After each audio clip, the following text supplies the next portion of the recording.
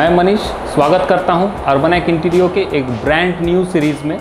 ये सीरीज़ में एक होम टूर हम लोग करने वाले हैं, जिस टूर में हर एक रूम का अलग अलग एपिसोड आएगा और अलग अलग वीडियो प्रमोट होगा वहाँ पे। तो हर एक डिटेल्ड डिस्क्रिप्शंस रहेगा, जो भी हम लोग काम किए हैं उसके पीछे का कहानी जो भी था और उसके साथ जो भी जुड़ा हुआ इमोशंस है सारे बाहर निकल के आएंगे। चलिए शुरू करते हैं।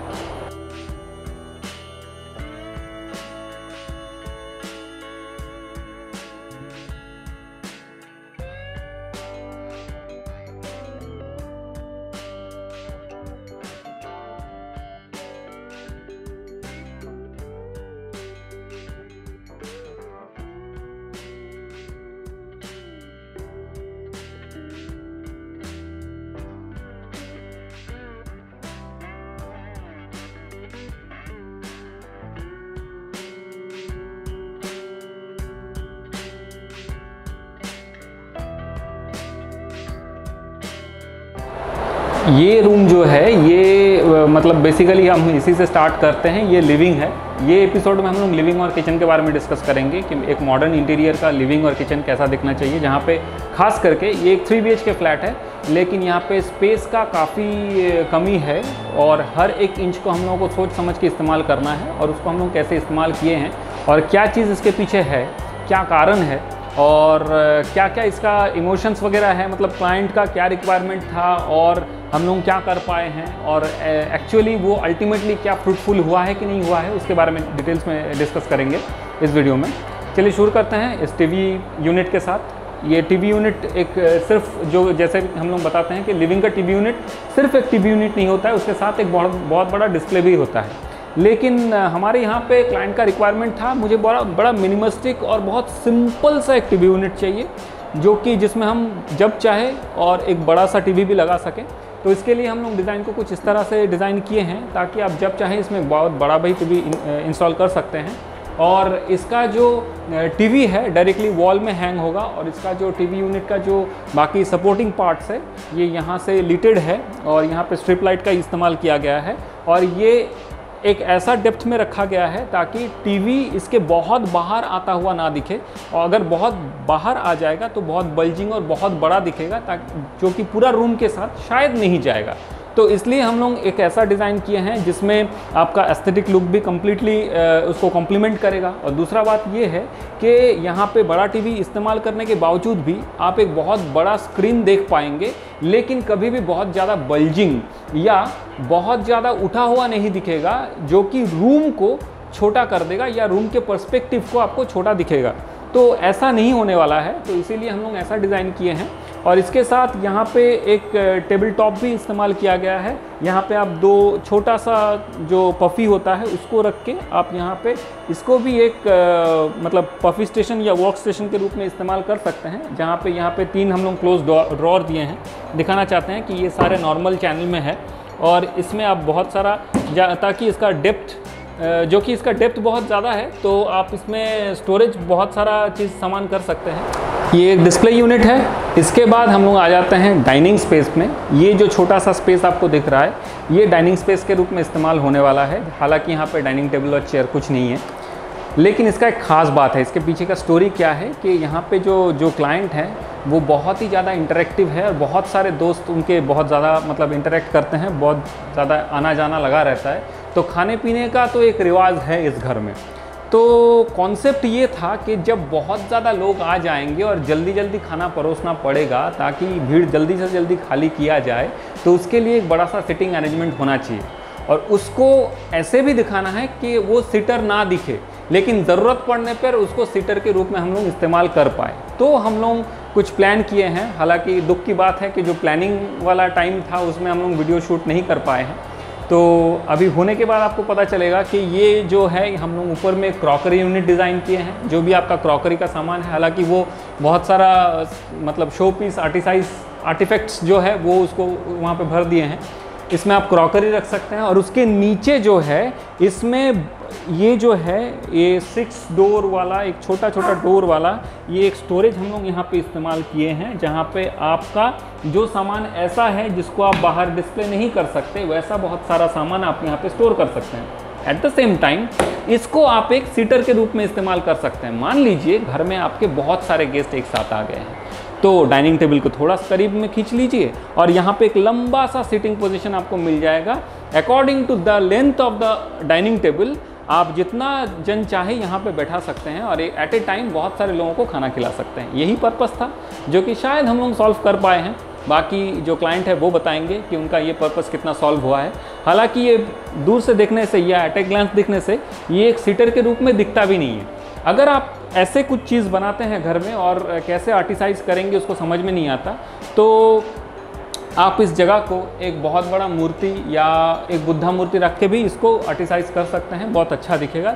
जो कि इसके पीछे एक बहुत बड़ा सा वॉल है और वो पूरा न्यूट्रल कलर में है, खाली है, तो उसमें आप एक बहुत बड़ा मूर्ति जो भी आपको पसंद है या फिर इस वॉल में एक हैंड पेंट या कोई भी एक वॉल माउंटेड कुछ भी सामान को आप यहाँ पे रख सकते हैं जो आपके रूम का शोभा को दुगना कर देगा। लिविंग के बाद अभी आ गए हैं किचन में, जो कि लिविंग के साथ कंटिन्यूड है।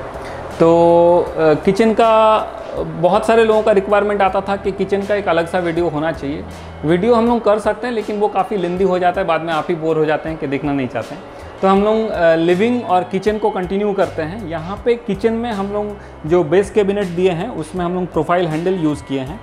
जो आप लोग पहले वाला होम टूर जो लोग देख लिए हैं उनको पता है कि यहाँ पे 6 बास्केट यूज़ किया गया था, क्योंकि हम लोग उसको प्रॉपरली पहले ये जो जब बन रहा था, जो ये टेबल टॉप बन रहा था, तभी हम लोग उसको डिज़ाइन कर दिए थे या फिर बता दिए थे कि कितना लेंथ का होना चाहिए, कितना हाइट का होना चाहिए। लेकिन अनफॉर्चुनेटली ये जब बन रहा था तब हम लोग नहीं बता पाए थे। तो यहाँ पे हम लोग 3 ही ड्रॉर इस्तेमाल कर पाए हैं, 3 ही बास्केट इस्तेमाल कर पाए हैं। ऊपर वाला एकदम है शीट कटलेरी, उसके बाद हम लोग इस्तेमाल किए हैं एक नॉर्मल प्लेन बास्केट और एकदम नीचे वाला है एक थाली, जो कि आपका डिनर का जो भी थाली है उसको आप इस्तेमाल कर सकते हैं यहाँ पे।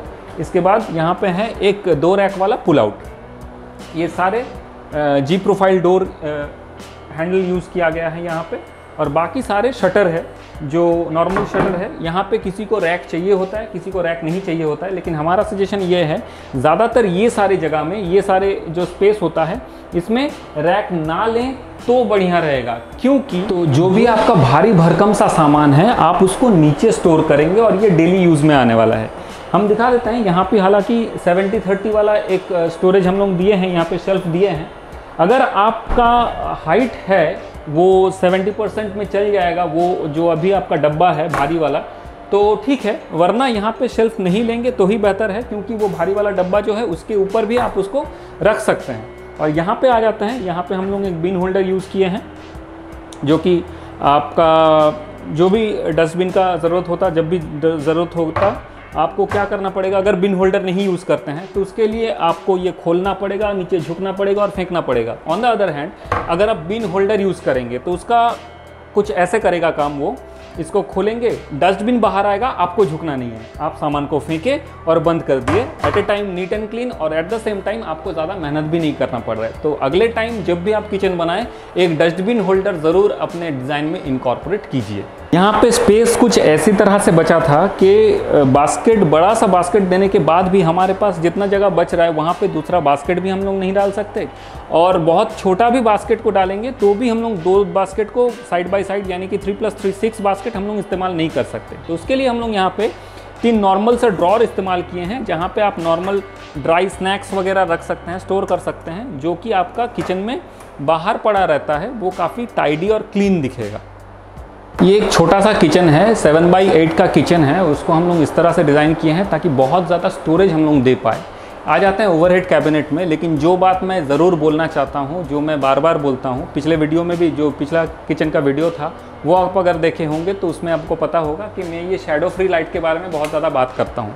ये शैडो फ्री लाइट का कॉन्सेप्ट क्या है, आपका जो भी ओवरहेड कैबिनेट का एंड है वहाँ पे ऐसे स्पॉटलाइट को आप ज़रूर इस्तेमाल कीजिए, हो सके तो प्रोफाइल लाइट का इस्तेमाल कीजिए, ताकि आपको जब भी छोटा मोटा काम करना हो और आप उसको फोकस्ड करके कर पाए। दूसरा बात है कि ये आपका शैडो क्रिएट नहीं करता है, आपको कोई भी सामान चॉक करना हो या कुछ भी करना हो, आपको पूरा किचन का लाइट जो है उसको जलाना नहीं है, सिर्फ ये 2 लाइट के इस्तेमाल करके आप पूरा काम अपना कर सकते हैं। इसके बाद आ जाते हैं ऊपर वाले हिस्से में, जहाँ पे हम लोग ओवरहेड कैबिनेट को यहाँ पे भी हैंडललेस कॉन्सेप्ट है। और यहाँ पे बहुत सारे लोगों को मैं कहते हुए सुना हूँ कि यहाँ पे ऑटो हिंजेस का इस्तेमाल करिए, लेकिन मेरा रिक्वेस्ट है, पर्सनल रिक्वेस्ट है कि यहाँ पे ऑटो हिंजेस का इस्तेमाल ना करके हम लोग प्योर ब्रश का एल हिंजेस यूज़ किए हैं। इसका फ़ायदा क्या है कि ऑटो हिंजेस के मुकाबले इसका लाइफ स्पैन बहुत ज़्यादा होता है, नंबर 1।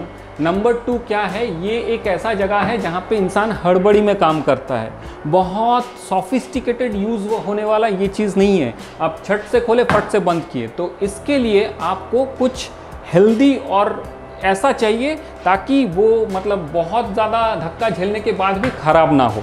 मतलब हम लोगों का पहला मोटिव रहता है डिज़ाइन, दूसरा रहता है आपका जो भी प्रोडक्ट हम लोग बना रहे हैं वो मेंटेनेंस फ्री रहे। और मेंटेनेंस फ्री का मतलब होता है कि आप बहुत ज़्यादा हेवी यूज़ के बाद भी वो जल्दी से जल्दी ख़राब नहीं हो और आपको बार बार कारपेंटर को बुलाने का ज़रूरत ना पड़े। तो यहाँ पे हम लोग हैंडल फ्री कॉन्सेप्ट का इस्तेमाल यहाँ पे भी किए हैं, हैंडल लेस कॉन्सेप्ट जिसको हम लोग बोलते हैं, और काफ़ी न्यूट्रल कलर यूज़ किए हैं ताकि मतलब क्लाइंट का रिक्वायरमेंट था, ये मेरा पर्सनैलिटी को शो करना चाहिए कि ये जो किचन है बहुत ज़्यादा पॉपिंग कलर इस्तेमाल हम लोग नहीं किए हैं यहाँ पे, और स्टोरेज ज़्यादा से ज़्यादा मिले इसीलिए हम लोग 2 ओपन रैक किए हैं जहाँ पे आप रोज़मर्रा का सामान को स्टोर कर सकते हैं। बाकी जो सामान आपका ग्रॉसरी में आता है जिसको आप मंथली के बेसिस में लेते हैं और स्टोर करते हैं, उसको आप ओवरहेड कैबिनेट में रख सकते हैं। हम लोग दोनों साइड में दिए हैं।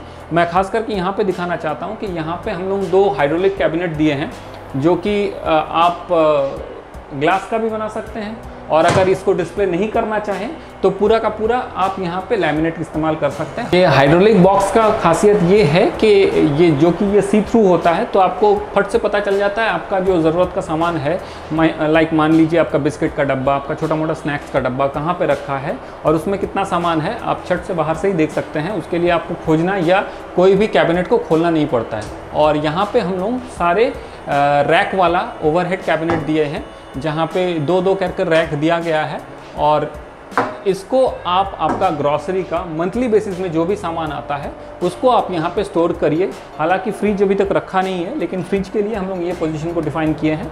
आप लिविंग में रखेंगे, वैसे भी ये रूम, ये जो हॉल है वो काफ़ी छोटा है, और हॉल में अगर कहीं पे आपका फ्रिज पड़ा रहेगा तो वो एक लुक और डिज़ाइन को ऑब्स्ट्रक्ट करेगा। एट द सेम टाइम वो आपका डाइनिंग स्पेस में नहीं आ सकता, उतना स्पेस नहीं है, तो आपको फ्रिज यहीं पे रखना है। उसके बाद जितना जगह बचता है उसको आप बहुत आसानी से इस्तेमाल कर पाए, ताकि आप जो भी हड़बड़ी में जल्दी में काम कर रहे हैं उसको जल्दी जल्दी निपटा पाए और आपके हाथ के सामने सारा सामान रहे। इसीलिए हम लोग ऐसा डिज़ाइन किए हैं। बाकी जो क्लाइंट हैं वो इस्तेमाल करने के बाद हम लोग को फीडबैक दे रहे हैं कि कैसा इस्तेमाल वो कर पा रहे हैं। और आपको अगर इसके बारे में, खास करके किचन का बजट बहुत लोग पूछते हैं, तो ये एक 7x8 का किचन है। तो इसका बजट अगर आपको जानना है और ऐसा ही किचन आपके पास है, कोई भी सजेशन आपको चाहिए तो आप फील फ्री टू कमेंट, और कोई भी इंक्वायरी है तो उसके लिए हम लोग का व्हाट्सएप नंबर भी दिया हुआ है, आप उसमें भी कांटेक्ट कर सकते हैं।